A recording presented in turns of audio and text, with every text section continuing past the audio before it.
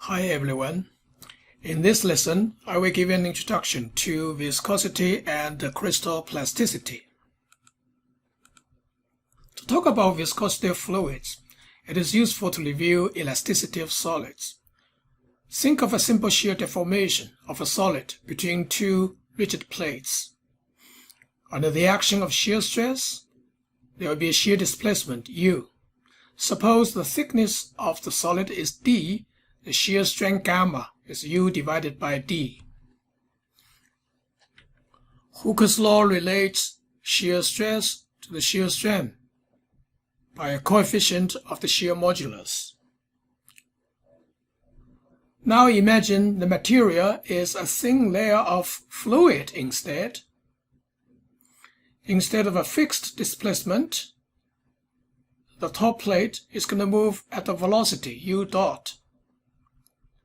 And the shear strain rate is the velocity divided by the thickness. For many fluids, there is a linear relationship between shear stress and the shear strain rate.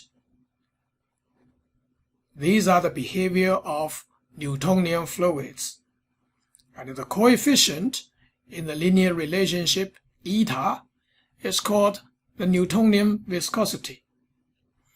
Newtonian viscosity has the unit of Pascal second as opposed to Pascal for the shear modulus in elastic situations.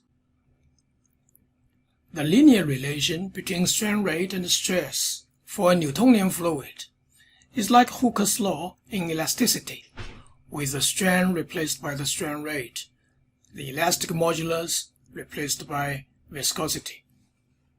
There is a lot of similarity between linear elastic equations and the linear viscous equations. But there is one major difference. Viscous deformation is commonly assumed incompressible. That is, the volume does not change during deformation. The consequence of this is that the constitutive equation only relates the deviatoric stress to the strain rate tensor. The Cauchy stress is not determined until the pressure is obtained from the equilibrium equation.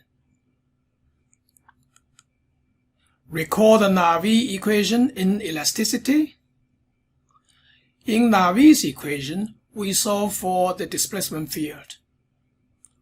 Once the displacement field is known, the stress and strain follow, and the stress is the total Cauchy stress.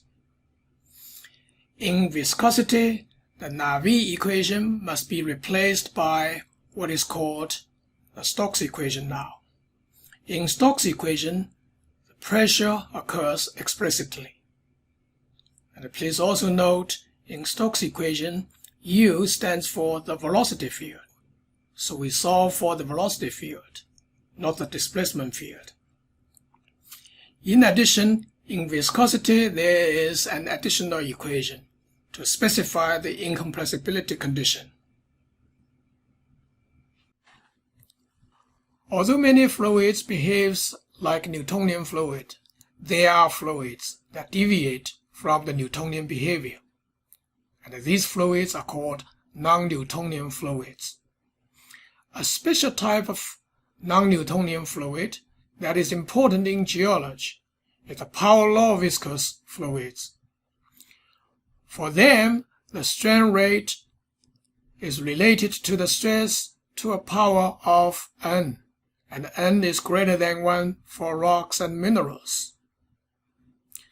A non-Newtonian fluid does not have a fixed viscosity, but the concept of viscosity is still useful. There are two related viscosities for non-Newtonian materials. One is called the effective or secant viscosity. It is defined as stress divided by the strain rate. For a simple shear setup, this is the relationship for the effective or secant viscosity. A second related concept is called the tangent viscosity, which is defined as the derivative of the stress with respect to the strain rate, and for simple shear setup, The tangent viscosity is expressed here. Note that for tangent viscosity and effective viscosity, they are always defined for a specific stress and strain rate state. There is no such thing as a fixed effective viscosity or a fixed tangent viscosity. The relationships between these different viscosities are illustrated in this diagram. So the nonlinear power law relationship is represented by this purple curve. The effective viscosity at a given stress and strain rate state is represented by this dashed red line. So the slope of this dashed red line is the effective viscosity for that stress and strain rate state. The tangent viscosity for that stress and strain rate state is represented by this dashed green line, which is a tangential line to the nonlinear curve at that stress and strain rate point. So the tangent relations can be viewed as a linear approximation of the nonlinear response at a given stress and strain rate state. We have been using simple shear to talk about stress and strain rate relations. This is because in simple shear setup, stress and strain can both be represented by a scalar. We should use stress and strain invariants so that the relationship we're talking about is independent of deformation setup. However, one can confirm very easily, and I will leave this as an exercise for you to confirm, that in simple shear situation, the shear stress is actually equal to the effective shear stress, which is the square root of the second invariant of the deviatorial stress tensor.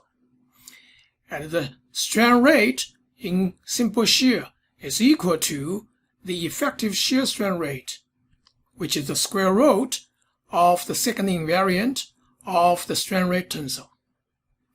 For isotropic materials, if we use the effective shear stress and effective shear strain rate, the effective viscosity is expressed by this equation. As I mentioned in the lesson on stress, most experiments on rock deformation are carried out in uniaxial compression. So the power law relationship between strain rate and the stress obtained from uniaxial experiment are expressed in this form. So the strain rate is the experimental strain rate, that is the strain rate in the axial direction of the sample.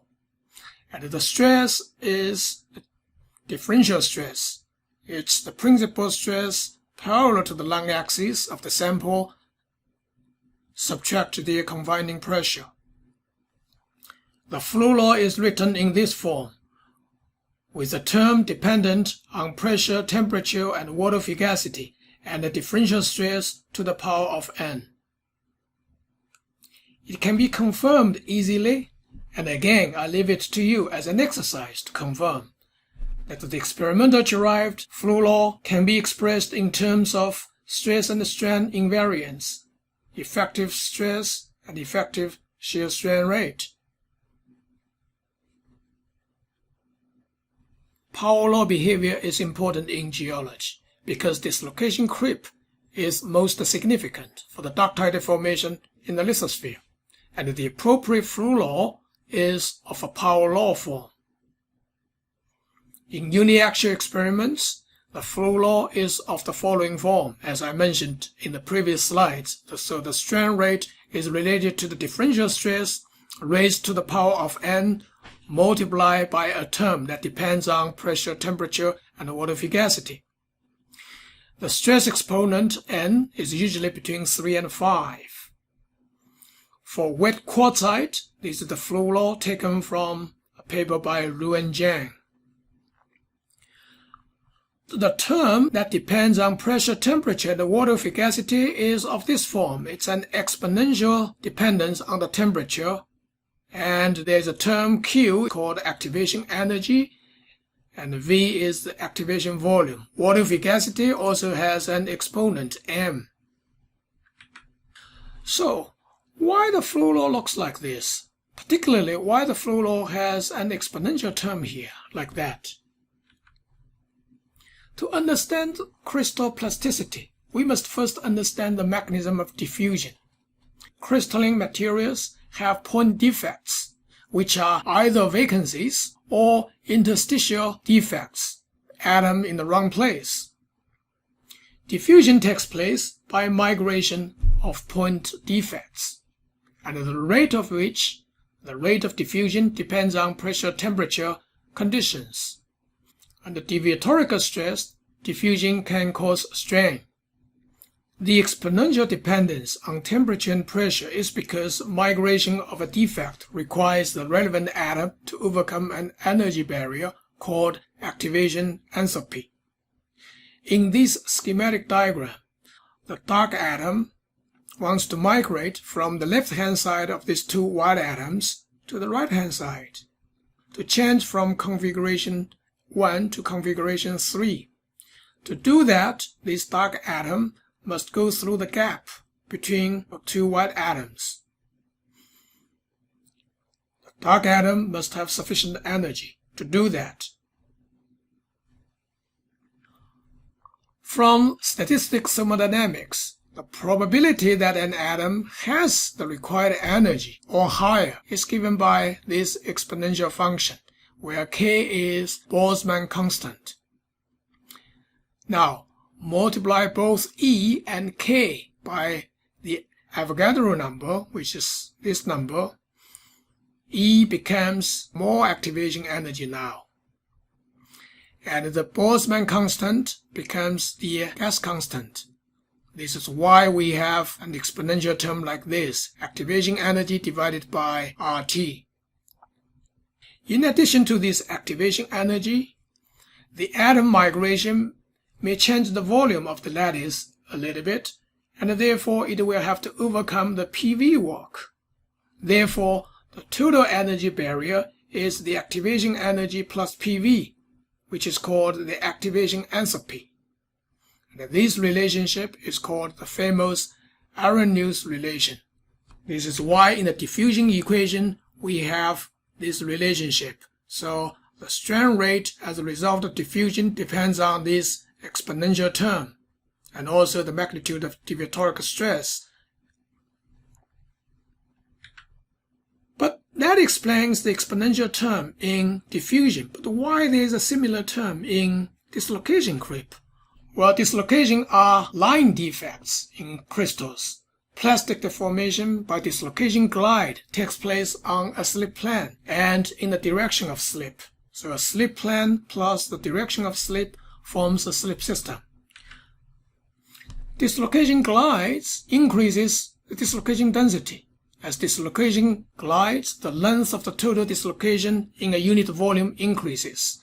So dislocations become piled up at obstacles, near grain boundaries, etc. And the pile-up of dislocations leads to strain hardening. Therefore, to sustain the deformation, free dislocation density must be reduced by recovery mechanisms. Free dislocation densities can be reduced by many recovery mechanisms, including dislocation climb, the formation of low grain boundaries, and the formation of dislocation walls, formation of subgrain walls, and eventually dynamic recrystallization. All these mechanisms will reduce the density of free dislocations. These are TEM images of deformed plagioclase showing transition from free dislocation, organization of dislocations into subgrain walls, leaving behind crystal domains with much lower density of dislocations.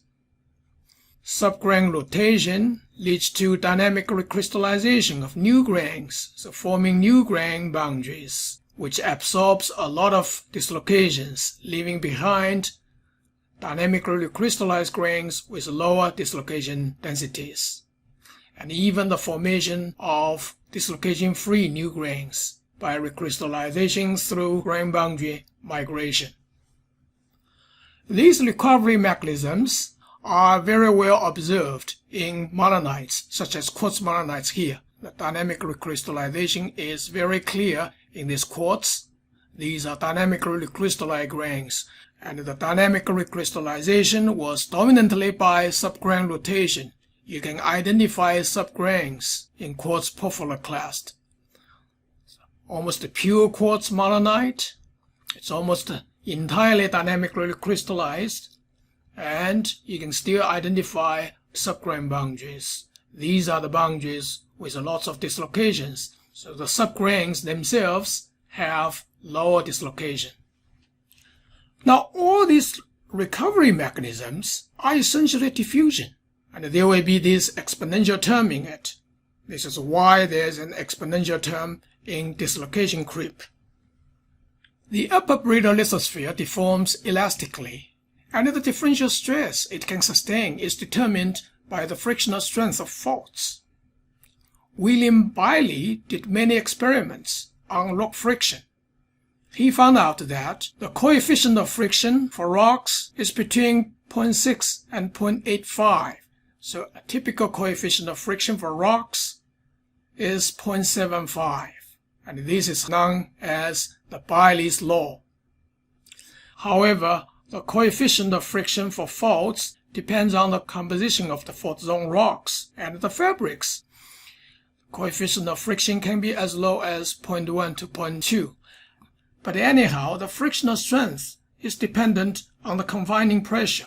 Therefore, the frictional strength of faults increases linearly with depth as the confining pressure increases. It's something like this. At depth, where dislocation creep becomes significant, the strength decreases exponentially with depth as temperature increases for any given strain rate. This is based on a wet quartzite flow law from different experiments. As you can see that these different experiments gives different strength prediction. So in a simplistic approach, one can combine the frictional strength of the brittle lithosphere with the ductile strength due to dislocation creep at a given strain rate to get a representation of the lithosphere's strength profile, something like this. Bailey's law goes linearly like this. People use wet quartzite to represent the strength of the continental crust. People have used diabase for the low crust. For the mantle, people have used olivine flow law. Depending on whether it's dry or wet, these flow laws give very different prediction of the lithospherical strength at any given strain rate. The diagram like this leads to what is called rheological stratification. So there's a lot of strength in the upper crust, very low strength in the low crust, and depending on the flow law when used, the low crust can be strong or weak. The mantle can be strong or weak. So you can have all different combinations of the lithospheric strength profile. This is an oversimplified representation. First of all, it is single-scaled. It does not consider the real mineralogy of rocks. It doesn't consider the microstructures. And above all, there is still a lot of uncertainty for flow laws, even for wet quartzites.